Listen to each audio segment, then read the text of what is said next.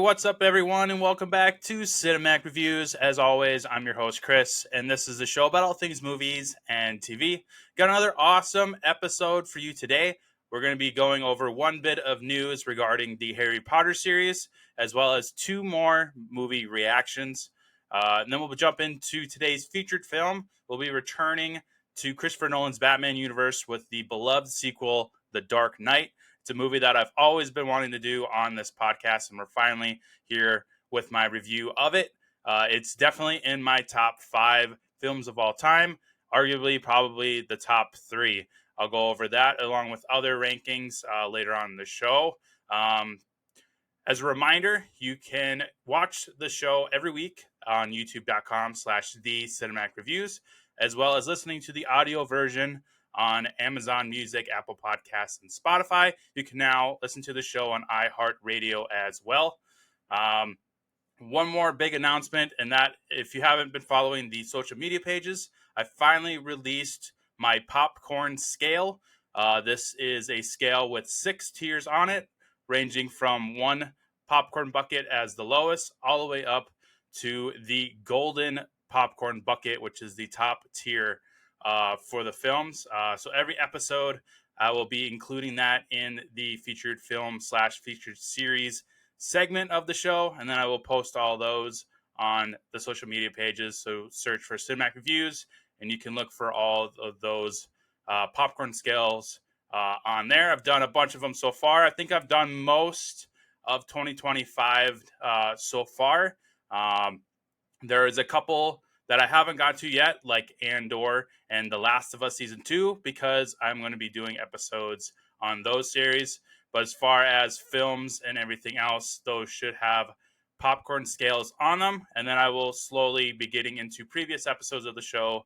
I've done Transformers, Indiana Jones, and the DCEU so far. I'll be throwing other franchises that I've already covered on the show, like Star Wars and some of the Marvel projects as well. So be on the lookout for that.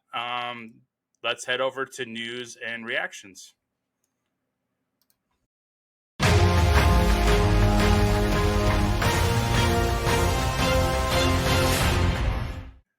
So we have 9 more casting reveals for the Harry Potter series. So far, we've gotten Albus Dumbledore, McGonagall, Severus Snape, Rubeus Hagrid, Harry Potter, Ron Weasley, Hermione Granger, a few others that I'm missing. But we have 9 more that was revealed this week. Those include Draco and Lucius Malfoy, which I'm very excited to see how they do that, to take on those 2 big characters in the series. I really liked what Tom Felton and Jason Isaacs did in the movie, so I'm really going to hold these 2 guys that got casted. I believe it's Johnny Flynn and Lox Pratt, I think is how you pronounce it. We're going to see what they have to bring for the Malfoys. I'm very curious on their take. We also have 2 of the Dursleys announced. That is Petunia and Vernon, the aunt and uncle to Harry Potter. They are played by Belle Powley, I think is how you pronounce her name. And then Daniel Rigby, who is the only one on this list that I recognize because I'm recently been rewatching Black Mirror on Netflix, and he is in one of the episodes. If you remember him, he's the one that voices the animated character that ends up winning the election, if you remember that episode. So curious to see how they bring the Dursleys to life. We also have Molly Weasley's been casted by Catherine Parkinson. Molly Weasley, of course, is the mother of Ron Weasley, so I'm really curious to see what she brings. We have Seamus Finnegan, played by Leo Early. Not familiar who Early is. I think a lot of these are newer, or not really newer, but not as known. Probably in like the British sphere of film, which I haven't watched too many of it. We also have Lavender Brown has been casted by Sienna Musha, I think is how you say it. And then Cornelius Fudge, played by Bertie Carville. I'm gonna butcher all these names. I'm sorry. But Cornelius Fudge will be a very interesting one. I want to see how they kind of incorporate him in the movies. I don't really remember him being in a whole lot of scenes in the movies, but he's a big character in the book, so I really hope that he gets more screen time. He's a very interesting character. Same as Lavender Brown, she kind of got left in the dust there with the movies. You know, you only have a 2.5 hour slot for the movie. But now with the series being focusing each season on a book, I really excited to see what they bring with Lavender Brown. There should be one more. Oh, here we go. Parvati Patil. Uh, that is a character I'm not too familiar with. Played by Alicia Leone. Again, I butchered those names hard, but I did my best there. But so those are the 9 newest castings that were revealed earlier this week. Very excited for the Harry Potter series. I know some of these castings have been really irritating a lot of diehard Harry Potter fans. Myself, I'm a little more optimistic on this series. I'm not a biggest fan of the Severus Snape casting, but it is what it is.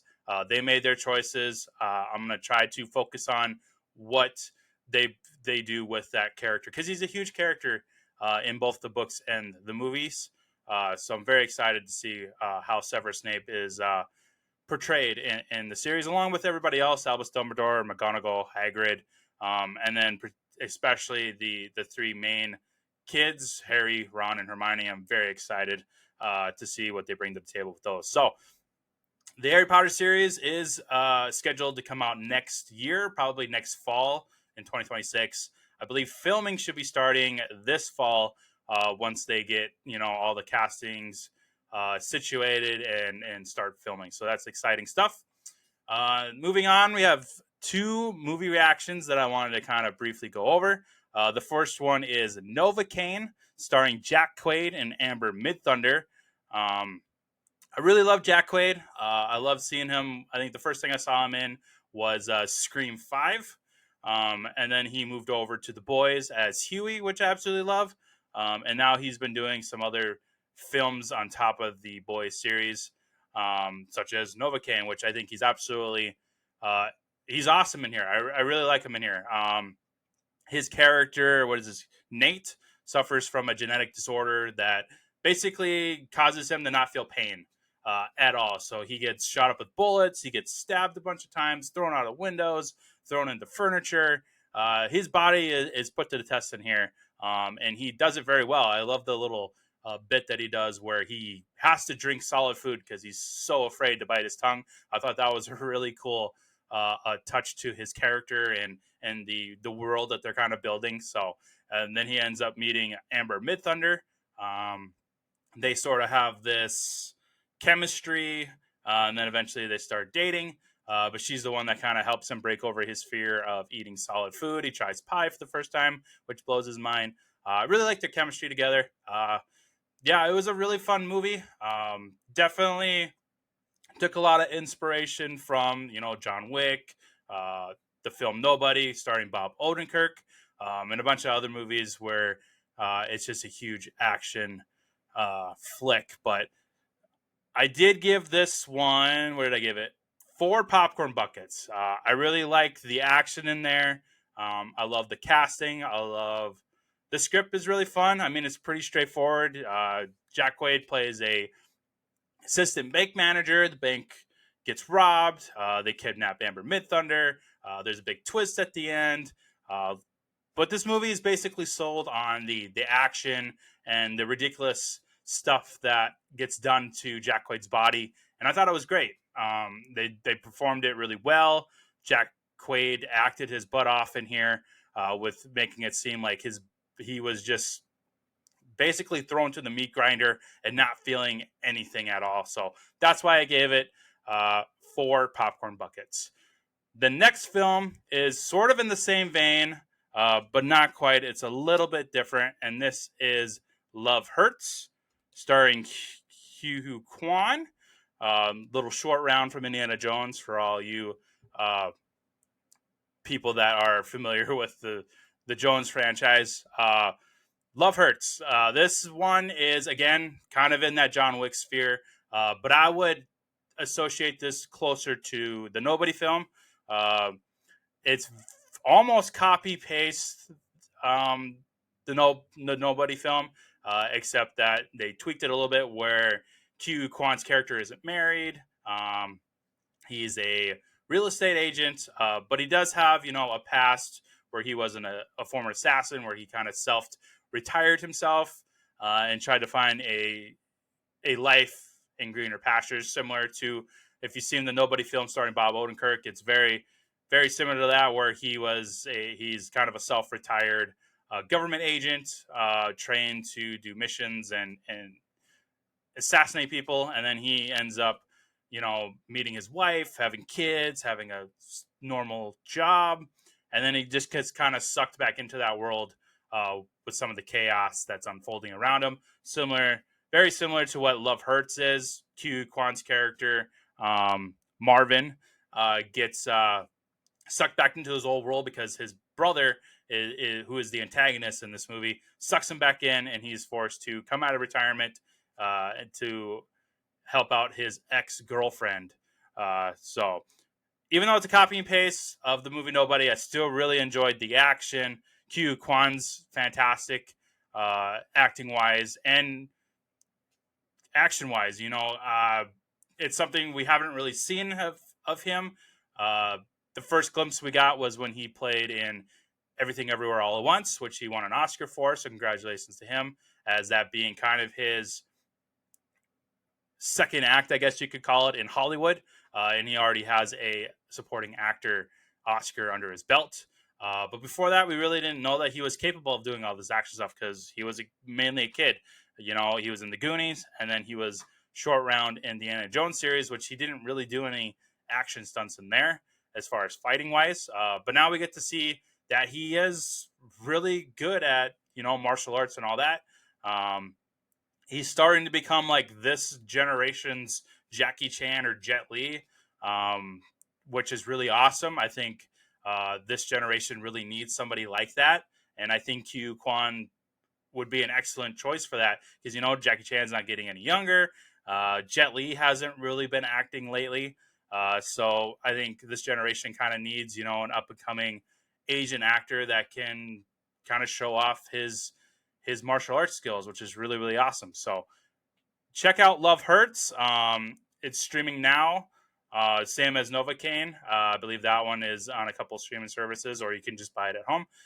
For this one, I did give it three popcorn buckets, just because, like I said, it's pretty much copy and paste the Bob Odenkirk movie Nobody. But I still really enjoyed it. Really exciting movie. So definitely check out Love Hurts today. That's all the news and reactions I have for today's episode. So let's switch over to our featured film, The Dark Knight.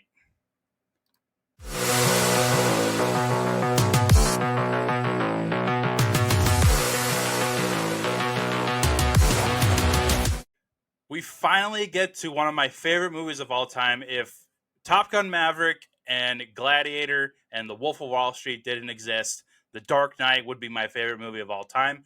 But that's just kind of how the cookie crumbles. So it's definitely in my top 5. I think now it's in my top 3 for sure. I think it goes Top Gun Maverick number 1, The Wolf of Wall Street number 2, and then The Dark Knight at number 3. Super excited to talk about one of the greatest movies ever created in the history of Hollywood, and give my review and my takes on it. So let's just dive right in there. The Dark Knight is a sequel to Batman Begins, directed by Christopher Nolan. Probably is one of my favorite directors of all time as well. Similar to the movie ranking, if Quentin Tarantino and Steven Spielberg never existed, Christopher Nolan would be my favorite of all time. But it goes number 1, Tarantino, 2, Steven Spielberg, and then 3 is where Christopher Nolan is there. Love what Nolan did with the Batman character, but I really love what he did with The Dark Knight. I think this is the movie that is going to be what he's remembered for.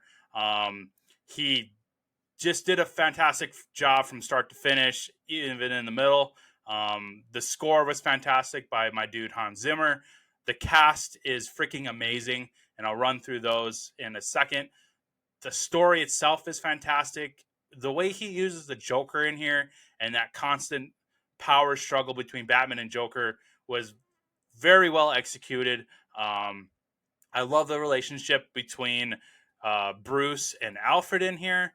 Um, Rachel Dawes, unfortunately, I think could have been better, and I'll get into that when we talk about her.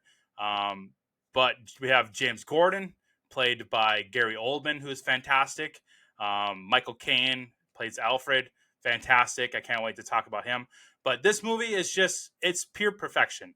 Um, but it just, I have very little amount of negative things that I'll talk about, and I'll get to those later on in this segment. But it's just it's just wow. This movie is just freaking awesome. Jumping into the cast here, we have Christian Bale, of course, returning as Bruce Wayne slash Batman. His Bruce Wayne is incredible in here. I love what he does with the character.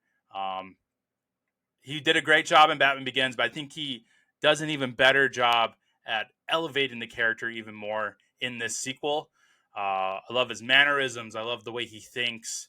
I love that dinner scene between him and Harvey, where it took me a couple rewatches to understand what they were going for in that scene. And now that I'm older, I kind of pick up um, where it was going.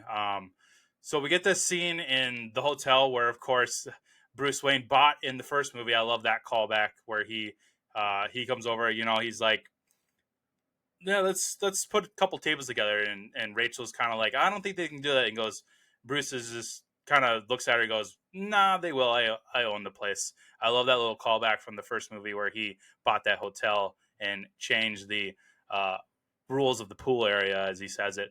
But back to the dialogue between him and Aaron Eckhart, who plays Harvey Dent in this film. Um, they kind of talk about the ideology of Batman and what it does to the crime in Gotham, and you kind of have Harvey really kind of siding with what Batman represents and explaining to Bruce's date at the time that Batman is an ordinary citizen that's standing up to crime. It's really brave of him to kind of protect the city that he loves. And then Bruce is kind of like playing it off as if oh, Batman is a fanatic. You need to leave it to politicians and um, elected officials. And the Russian ballerina, which is Bruce State, kind of agrees. Where she's like, the system needs elected officials like Harvey Dent, who is an elected DA. You have a mayor, a police commissioner, yada yada yada. But then you have Harvey Dent kind of being like, yes, but the system doesn't always work, and it's really cool to see that someone on the inside um, notices that the system itself doesn't work, so they go in there to kind of fix it. A lot of these different, it's a superhero movie at the end of the day, but then Christopher Nolan throws this stuff at you, like this real stuff, and that's what makes this movie incredible. Is that not only is it a comic book movie, it's a detective movie. How do you call it? How is the best word to say it? Theology, kind of, in a way, morals and all that. And this one scene really shows you what Batman means to a lot of people. It's a symbol. It's an ordinary citizen just standing up for what is right and combating the evil, no matter how much they push back.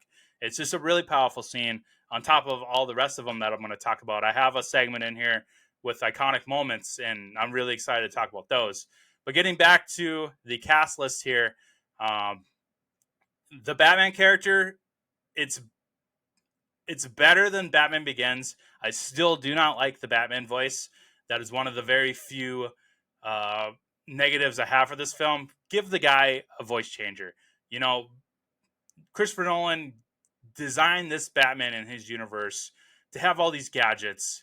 He's got the tumbler, he's got grappling hooks, he's got armor that can stop knives and stuff like that, and bullets.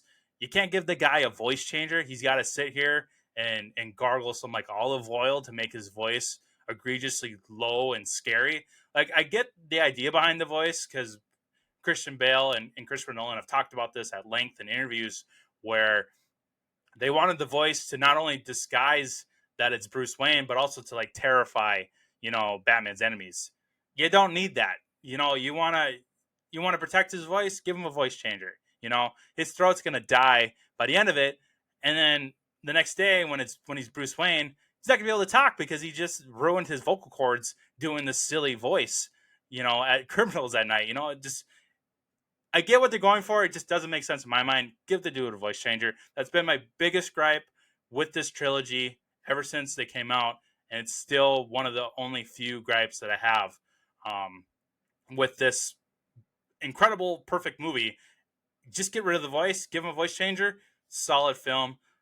I would like his Batman a lot better if that was that. I know it's really petting me to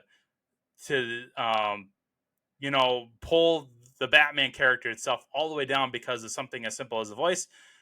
But I mean, it's a big component of it. He's talking most of the film as Batman. Give the dude a voice changer. It's not that hard. That's why I love the Ben Affleck one way more because they did it right. It's makes more sense. It's easier on the character. It's just simple. Give the guy a voice changer. Switching gears to the antagonist of the movie, and this is what everybody loves about this film, and that is Heath Ledger's version of the Joker. I can go on for hours and hours about how great Heath Ledger was in this movie, but I'm going to try to contain it, because I like to keep these episodes about 50 to an hour long. But Heath Ledger, it freaking fantastic. He unfortunately passed away before this movie was released. I remember sitting in, I think it was math class when the news broke that Heath Ledger passed away from an accidental overdose, and it shattered everybody. It was something we talked about up until the movie came out. After the movie, he won an Oscar for his performance. And then now today in 2025, I'm talking about it on my podcast. It's something that will always stick with us, especially me, because I really love the Heath Ledger. I imagine what he could be doing today if he didn't pass away is something I always like to think about. He was in movies like Brokeback Mountain, A Knight's Tale, which I think is a very underrated Heath Ledger movie. And I would love to do it on this podcast when I get the chance to, because he was great in there. 10 Things I Hate About You is one of those. I think was the movie that really threw his name out into the world to people. But focusing on him as the Joker, he is freaking fantastic. I love the voice. Um, I love the scarring on his lips. I love the hair, the costuming, his mannerisms. His ideology is fantastic. Um, you can really sum up who the character is when he's talking to Aaron Eckhart in the hospital bed, and he goes, you think I have a plan? I'm like a dog chasing a car. I wouldn't know what to do if I caught it. I think that was a great way to sum up the Christopher Nolan's version of the Joker, where he's doing everything on a whim. He's just causing chaos. He doesn't really have an end goal. He wants us to just keep going on. He wants to keep battling Batman forever, like he says in that very iconic scene where he's hanging upside down, where he thinks they're destined to do this together. It's an unstoppable force meets an immovable object, which is a great line. It's in one of my favorite quotes, which I will read off a little later on in this segment. But Heath Ledger is just incredible. This will be the role that he's remembered for. This movie gets remembered for that Joker portrayal. He is, in my mind, the greatest villain that's ever been put on screen, right next to Darth Vader, Hannibal Lecter. You can make arguments for, what's another movie? I can't think of one offhand, but those are probably the three biggest ones: Darth Vader, Hannibal Lecter. But I think Joker's at the top, and particularly the Heath Ledger Joker. He is one of the greatest villains to be put on screen, and it sucks because I think originally Christopher Nolan would have liked to have Joker in the third movie. With Heath Ledger's dying, it kind of tied up his hands, and then we got what was the Dark Knight Rises. That wasn't the original story that Christopher Nolan wanted to tell, and I'll talk about that in during the Dark Knight Rises review episode. But just I love thinking, what Heath Ledger would have been doing now. Would he have a Best Actor Oscar by now? I think he would have. Um, would he have more Oscar nominations? Would he have more movie roles? I think so. I think he would be up there with guys like Leo and Hugh Jackman and Denzel. Like he's was a great actor, and it sucks because we only have like a handful of movies. Um, but I'm going to enjoy those. I'm going to watch, the Dark Knight 100 times more because Heath Ledger is the movie. Um, he if if they got the Joker wrong, this movie doesn't work. Um, I guess you can make an argument for Bruce Wayne Batman, but like this movie wouldn't be on the tippy top of that mountain that everybody puts it on if it wasn't for this Heath Ledger portrayal. Um, I think if I remember right, and I'll research this a little bit more, but I think Heath Ledger was Christopher Nolan's first and only choice for this role, which I think is great. He was perfect. I can't imagine anybody else in this role. Uh, he was just perfect in here. Um, Moving on, we have Harvey Dent, played by Aaron Eckhart. Like I said, Aaron Eckhart has kind of had a wild career. He's been in tons of films, but he's a very underrated actor. I'm trying to remember the first time I ever saw him. It was probably in The Dark Knight, honestly, because after this, I think he went on to do like Olympus Has Fallen. He did that one in the sequel, London Has Fallen. He's done a bunch of other ones. Battle Los Angeles. I don't know if you've ever seen that one. That's an alien invasion one. He's pretty good in there. The Core he's done. What else is on his IMDb here? Yep, London Has Fallen, Olympus Has Fallen. Oh yeah, he was Sully. He was the co-star with Tom Hanks and Sully. He was pretty good in that one. Battle Los Angeles. That's one that I'm hoping to get to on the podcast as well, along with Olympus Has Fallen. I really like him in there. He was in that Frankenstein movie. I think it was I, Frankenstein. He was all right in that one, but I really like him in here. I like him as Harvey Dent / Two-Face. Um, he's got more screen time with Maggie Gyllenhaal's character and Bruce Wayne. He doesn't really interact with the Joker. I don't think he interacts with the Joker at all, really. Um, it's except for that one big iconic scene. That's really the only time they meet each other. Which that scene, oh my god, that scene was incredible. I remember seeing that in the theater, and the CGI that they did on Harvey Dent's face when he became Two-Face, that was incredible for even 2008. Like the prosthetics and everything else that they did to it. Like you see the muscle tendons moving around and his jaw moving up and down, and then you have his eyeball popping out on the one side. Like props to whoever, I wonder who did that, because that freaking makeup and CGI was incredible. Let me see who their costume designer and their makeup. Oh yeah, here you go, makeup department. Oh, there's a bunch of people on here, but kudos to them. They outdid themselves with the makeup on Two-Face. Like they should have won an Oscar for that. And I have a segment here about the Oscars, and I'll circle back to the prosthetics and the CGI done on Two-Face. But focusing on Eckhart himself in this movie, I talked about that dinner scene with Christian Bale. I think he performed that very well. They have the coin thing, and they have a really cool story with the coin about his father giving it to him, and he makes his own luck. But I really like Aaron Eckhart in here. I'm trying to remember if he was originally supposed to be like a main focus. If I remember right, I remember reading an article a few years ago about how they weren't going to turn him into Two-Face until the third movie. But with Heath Ledger's passing, they kind of had to tweak it a little bit.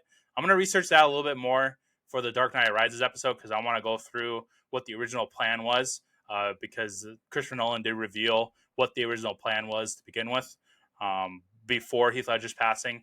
Heath Ledger's passing kind of monkeyed with the story a little bit, so they had to change a few things on how this movie ended. But Aaron Eckhart's really good. I love him in here.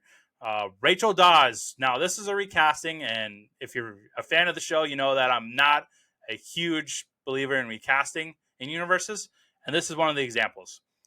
She's played by Megan Gyllenhaal in this sequel. If you remember, Katie Holmes played her in Batman Begins. I kind of previewed it a little bit in the last episode where I prefer Katie Holmes over Maggie Gyllenhaal. I still stand by it after rewatching The Dark Knight. Now, this is nothing against Megan Gyllenhaal. I love Megan Gyllenhaal. She, of course, the sister to Jake Gyllenhaal, who I absolutely love as well. She's fantastic. I think she does a decent job in here. I just really wish Katie Holmes would have played this role again. As preserving the continuity of the universe, essentially. But that's not the big reason. I think Megan Gyllenhaal. I think I expected more from her caliber, because I know what she's capable of. I love. I need to look up what she. I haven't really seen a bunch of stuff from her. Let me go through her IMDb here. Dark Knight, Crazy Heart. She was good in there. I think that was with Robert Redford. Kindergarten Teacher. I've seen that one. That was pretty good. White House Down. She was all right in there. Won't Back Down. She was okay. Stranger Than Fiction. That's the one I remember her the most from. I was trying to remember. World Trade Center. She was great. Monster House, who she voices. She was great in there. I think I just expected a lot from Maggie Gyllenhaal. And maybe this is because they didn't really give her a whole lot to work with. But I don't know. I think it's the chemistry thing with me. She seems to have more chemistry with Aaron Eckhart than she does with Christian Bale. Whereas I think Katie Holmes and Christian Bale had pretty good chemistry on screen. So that's one of my biggest reasons why I prefer Katie over Maggie, just because of the chemistry. And I don't know, it just felt like it worked better in Batman Begins with Katie Holmes versus Maggie Gyllenhaal. That's a huge miss for me. I think she's one of the weaker parts of this film, but I still love Maggie. The Rachel Dawes character is still very, very important to this, and then also the Dark Knight Rises installment of the franchise still really relevant. I just really wish that they could have kept Katie Holmes in here. So either way, it is what it is. Alfred, played by Michael Caine, once again.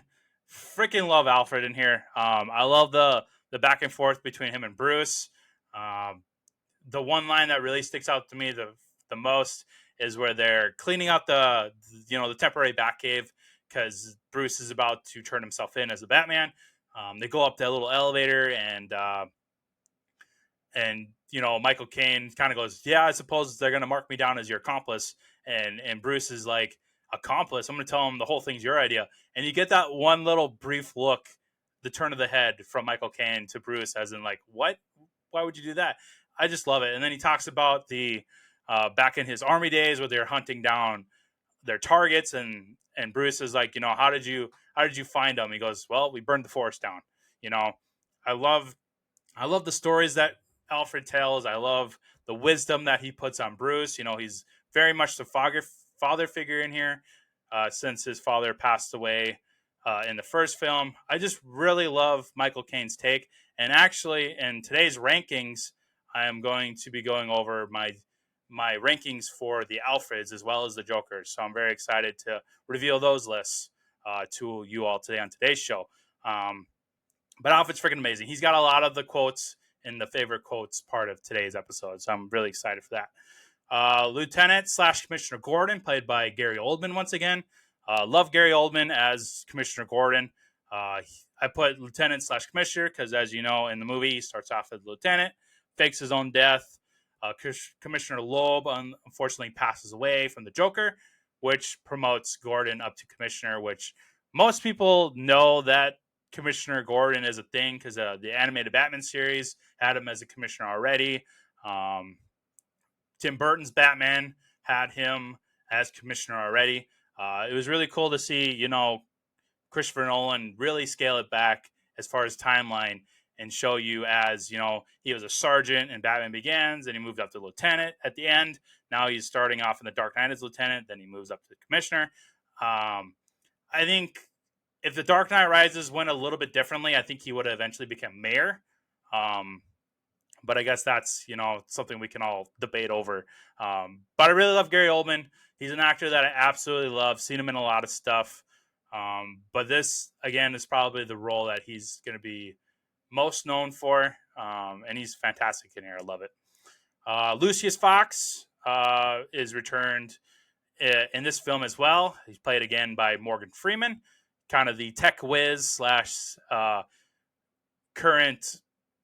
He's not CEO, but he's like CFO or whatever it is to Wayne Enterprises. So he's kind of overseeing everything for Bruce. Doesn't get as much screen time in here, but he gets the right amount. He gets the boardroom meeting scene. He updates the bat suit, which is really cool. We get him in China, and then the final time I think maybe we do get him more than I thought we would. He's kind of in and out of here. It feels like he's in it, not in a whole lot, but I guess when you list off all the scenes, he is in there a lot. By the way, Morgan Freeman's always fun to watch, and I love him as a Lucius Fox character. He's fantastic. Still giving Bruce some crap, but also being serious when he needs to. It's really, really awesome.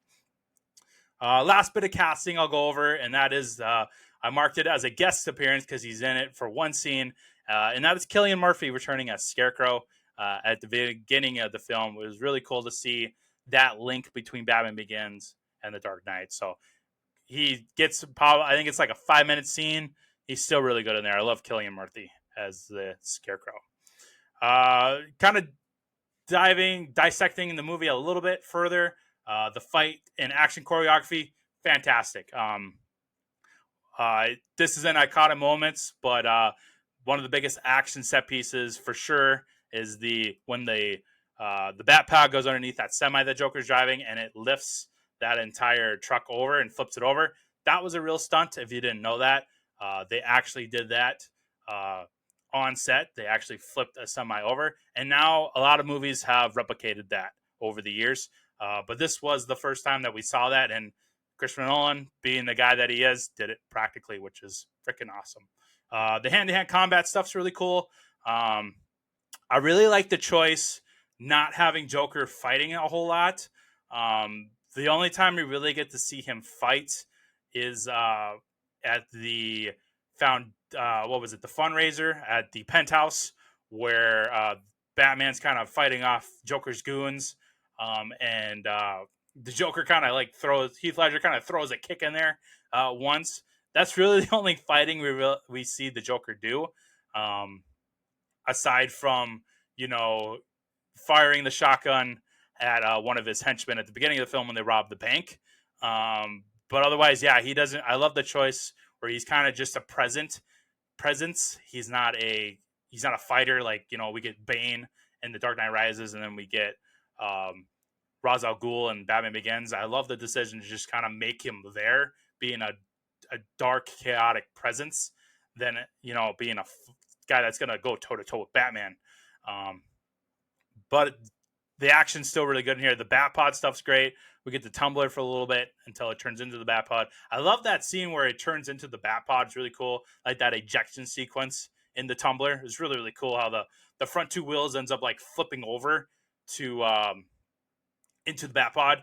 And one of the sickest shots I've ever seen, not just this trilogy, but in like any movie I've ever seen, is when Batman comes in down the alleyway and turns that corner in the Batpod, and you just see the front wheel just kind of like turn a little bit, and it's just the front one. It's really cool. They kind of replicate it again in The Dark Knight Rises, but that one shot is probably my favorite shot in the movie, where he's turning that corner and the front wheels just kind of turn there for a few seconds. Really freaking cool. I briefly mentioned it already, but the Hans Zimmer score, I love it. My favorite score of any movie is this one. Especially kind of the main theme that they repeat a couple times over in the movie. Absolutely love the score in this movie. It should have won an Oscar, and unfortunately did not. I don't even think it got nominated. I have a list of it here that I'll go over in a few minutes. Iconic moments. Again, I've explained the truck flip by the Batpod, probably one of the most iconic Hollywood scenes ever made. Then we have the Joker visiting the Two-Face in the hospital, which I freaking love. I already talked about the CGI on Two Face, but it's not just the CGI. It's the dialogue in there between Joker and Two Face. Um, Two Face doesn't really talk a whole lot because he's still going through his injuries from the explosion. It's mainly Heath Ledger kind of getting on his soapbox and just ripping awesome dialogue for 5-10 minutes where he's talking about like I said, he doesn't have a plan. He's a dog chasing a car, doesn't know what to do with it. Um, Talks about anarchy and being fair. He wants Two Face to kind of join in the anarchy, help me kind of show Gotham how it really is. Uh, that moment where he gives him the gun and the coin, and Two Face, you can tell when he turns where he goes, he flips the coin to the head side, you live, flips over to the tail, which is the burn side, you die. And Joker has that chuckle and he's like, nah, you're getting somewhere. Love it. Love it. Another Joker scene, Joker at Bruce's penthouse. Uh, really love that fundraiser scene where he comes in, he's talking to Rachel, where he does this thing with how I got these stars. He tells a couple different stories, which I absolutely love. That decision because he lies, he's making up stuff. We don't know how he got it. He could have did it to himself for no reason, for all we know. Um, the first story he tells is his father, um, where he was a drunk and mom got the kitchen knife to defend herself, as he said, and little Joker stood up to him, so his dad carves a smile in there.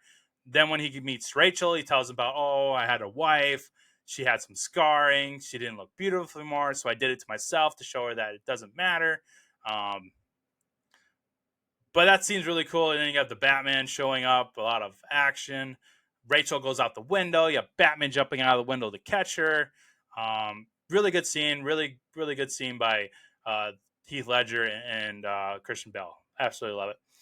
Joker Upside Down, which is probably that's my second favorite one. I'm gonna save my favorite till the last here, but Joker Upside Down came really close to being my favorite scene because I love the dialogue that Heath Ledger does, and it's and the main one I'm gonna save for favorite quotes because I really love the quote in there. But I just love the camera work. I love the decision where by the camera crew to not have this whole scene where it's Batman looking at Joker upside down.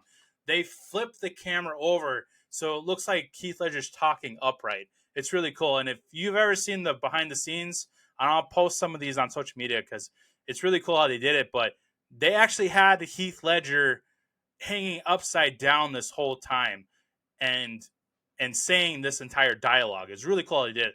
I'll post all that stuff on the social media because it's really cool to see how they filmed that. But I really love that scene, mainly because of the dialogue, but also, like I said, because of the cinematography in that scene is fantastic. Then we get to my favorite scene, which I think is the scene that everyone is pretty much going to remember, and that's the interrogation scene between Batman and the Joker at the major crime unit. I love how it starts where Gordon takes off the handcuffs. He's like, if we're gonna play games, I'm gonna need some coffee, and the Joker is like in his Joker voice, he goes, little good cop, bad cop routine. And Gordon's kind of got that smirk where he's just like, yeah, not exactly. He shuts the door, lights flicker on, and Batman's just right behind Joker. It's really cool how they did that, you know. Um, and then, Batman slams Joker's head on the table. Joker's like, oh, I'll never start with the head. The victim gets all fuzzy, punches his hand. He goes, see, I can't feel that. And then it's just kind of Joker pushing Batman's buttons, forcing him to show the cops that Batman can easily lose his anger just as well as anybody can. But I think Batman kind of holds his own. They're trying to figure out, where's Harvey Dent? And it takes Joker, playing with Joker's going to tell him either way where they are because that's part of his plan. He's got Rachel in one location, he's got Harvey Dent in the other location, but he's just kind of poking buttons, on Batman just to see where his breaking point was. And apparently Rachel was his breaking point. Just love it. The dialogue, the intensity that Christian Bale brings in there, throwing Joker on the table, slamming him against the window, punching him, and And I love that moment where Bale's, he punches him a couple times, and all Heath Ledger does is laugh. He's laughing and laughing. Batman punches him again. It's a really awesome scene. One of my favorite scenes ever in a movie. Just love that interrogation scene. Heath Ledger, freaking phenomenal. I think he earned the Oscar from the interrogation scene and the upside down scene. I think those scenes are what really got him that Oscar. That's just me personally, but lot of iconic moments in there. But those five I think are what this movie is going to be remembered for sure. Now we can finally get to my favorite quotes. Let me pull those up. There's quite a bit of them here. I tried to keep it at 10. Well, I really wanted to add more, but let me pull this up here.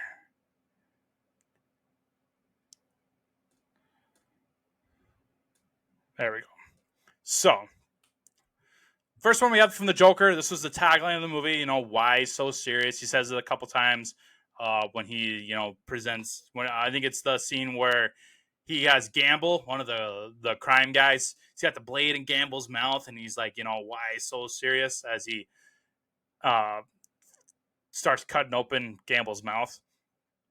This is a really good one from Alfred. Some men just want to watch the world burn, which he's talking about the Joker, which is what Joker wants to do. He just wants to see the world kind of crumble underneath him. This one from Harvey: you either die a hero or you live long enough to see yourself become the villain, which is a pretty big quote. And at the end of this film also kind of leads into The Dark Knight Rises. Really powerful quote there.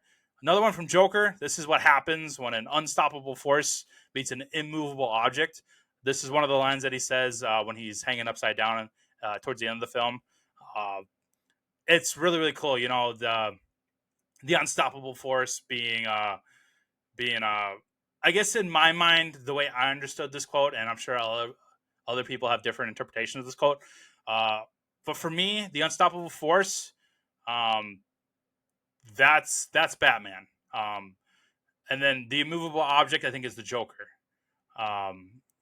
But there's other arguments where the unstoppable force is the Joker, and the immovable object is Batman, hinting that he's incorruptible.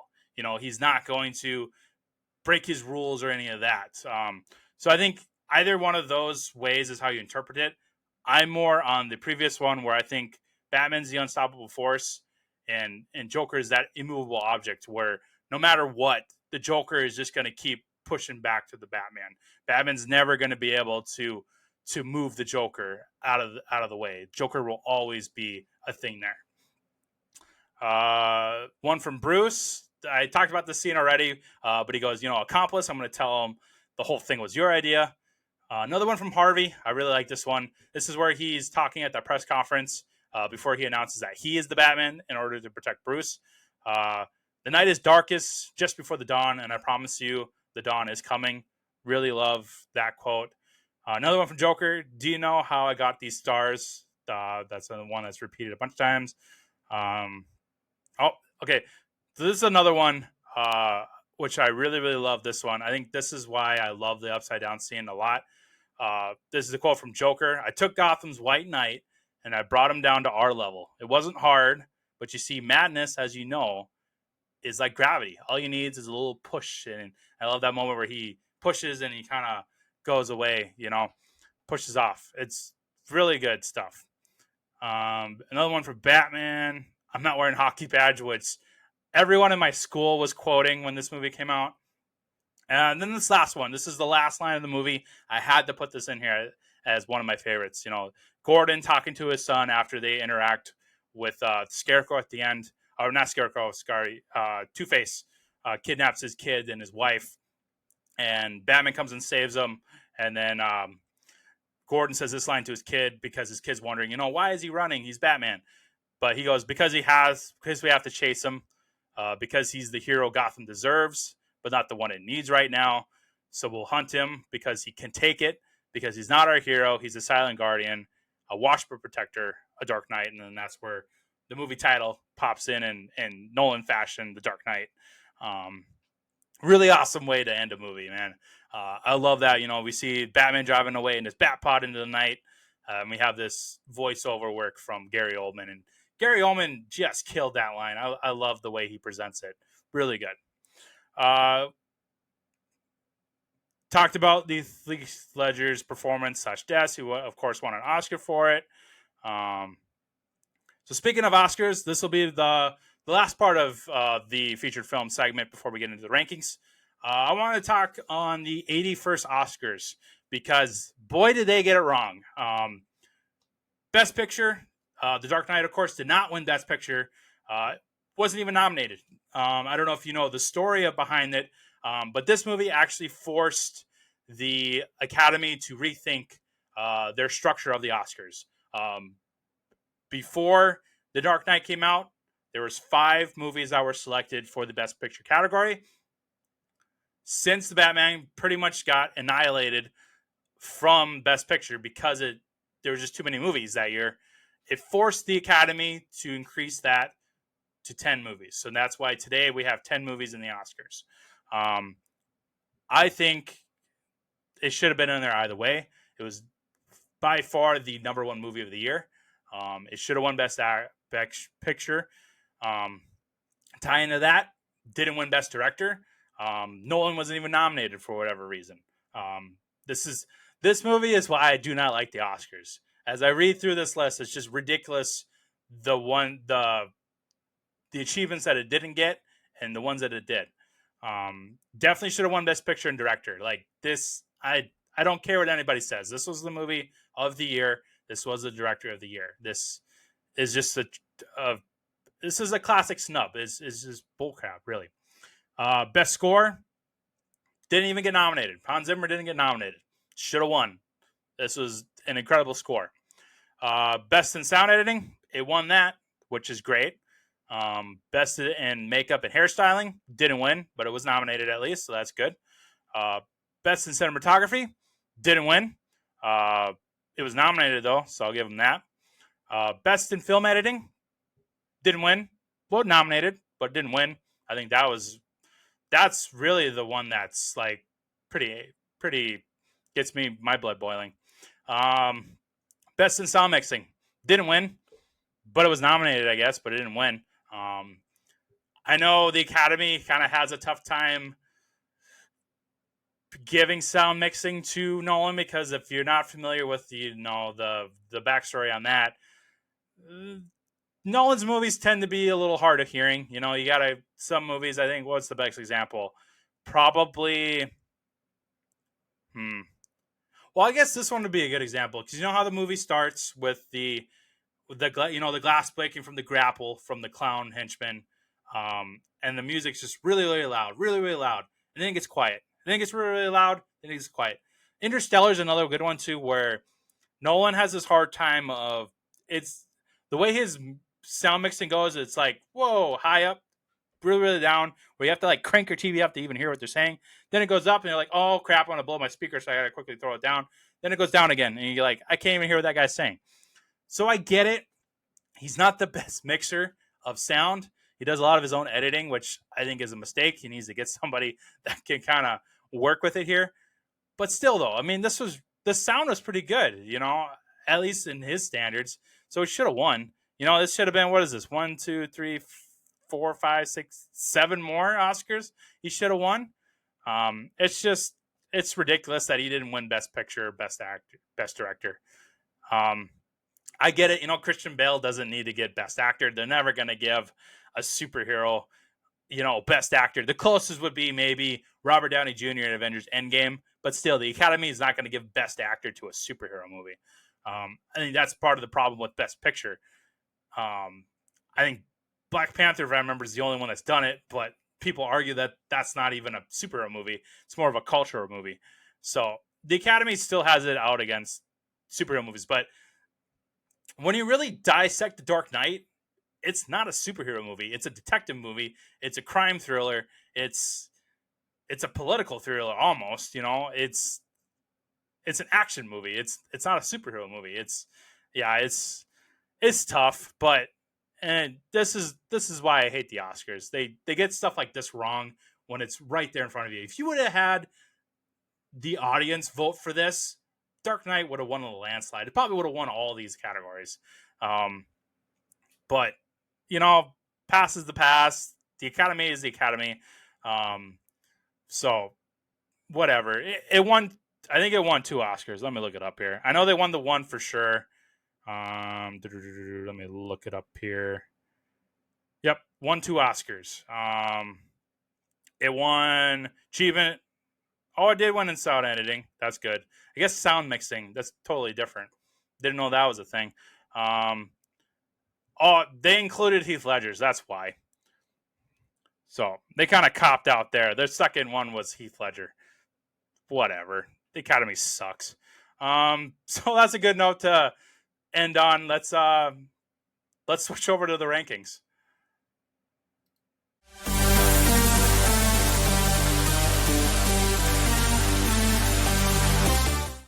So I have 2 ranking categories that I'm going to go over today, and then we're going to also add on the newly announced popcorn scale. So I'll give the popcorn scale for The Dark Knight, which you can probably guess what it's going to be, but we'll get there at the end.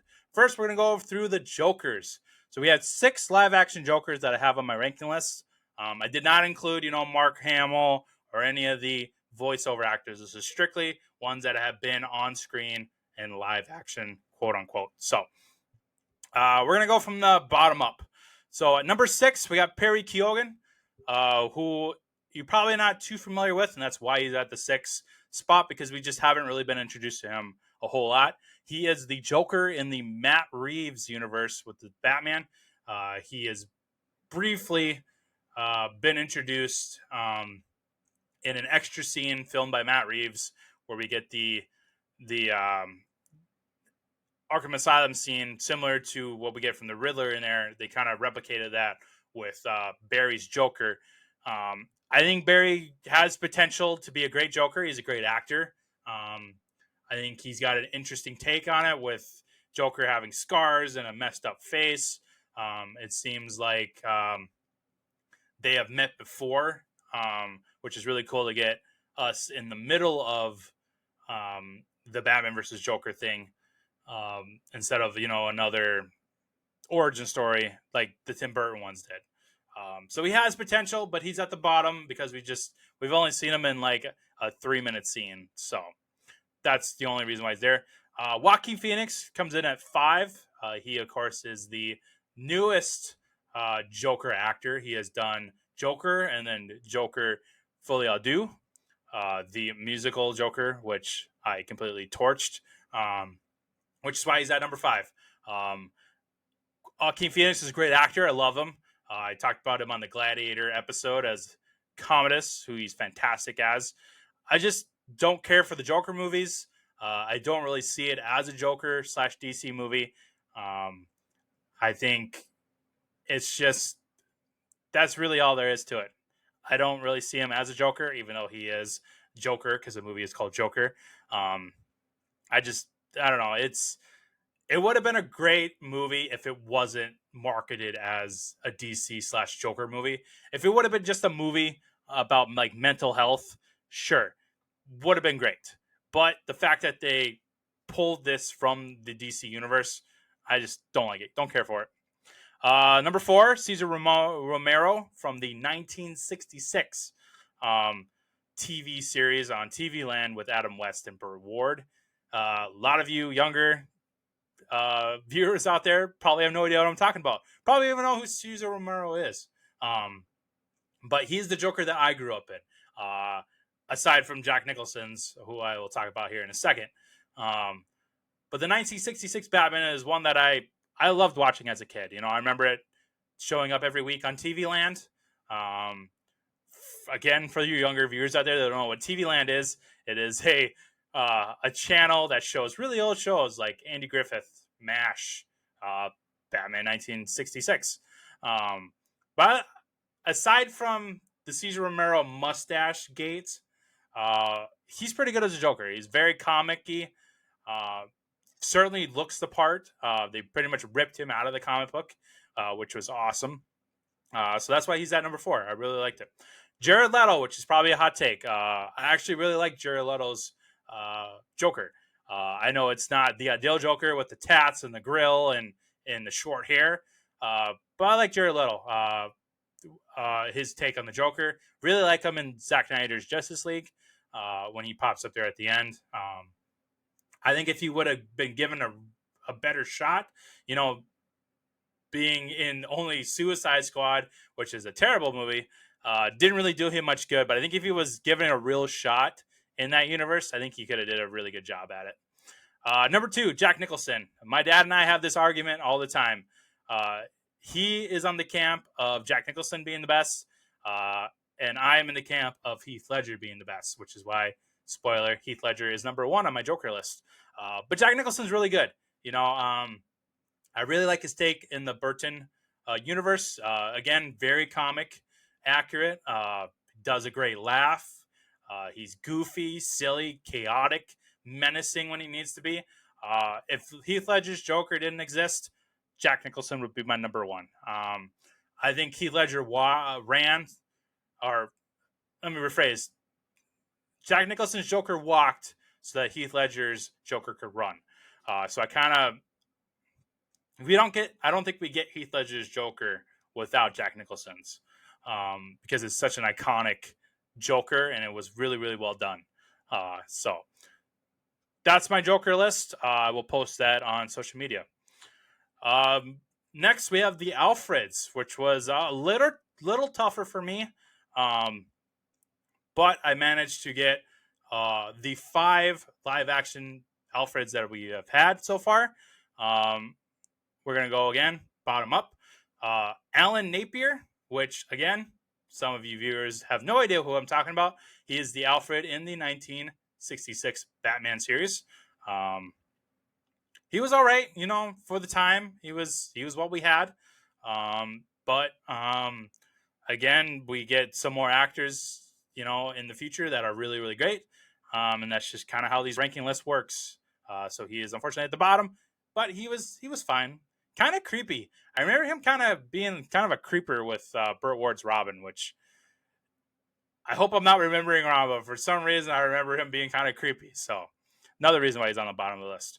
Number 4, Andy Serkis. This is Robert Pattinson's Alfred in the Matt Reeves Batman universe.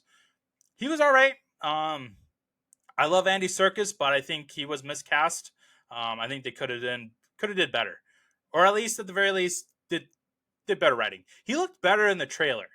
Let's put it that way. He looked better in the trailer than he did in the actual movie, which is a shame. Michael Gough, I think is how you say it. He is the Batman in both the Burton movies and then the Schumacher movies. So it was really cool that they kept the Alfred for all 4 of those movies because he's really good. Very iconic Alfred.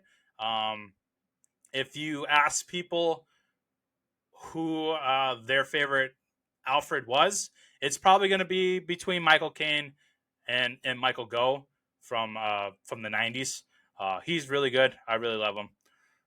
Number 2, Jeremy Irons. If you've listened to my Batman v Superman Dawn of Justice episode, I love the chemistry between Ben Affleck and Jeremy Irons.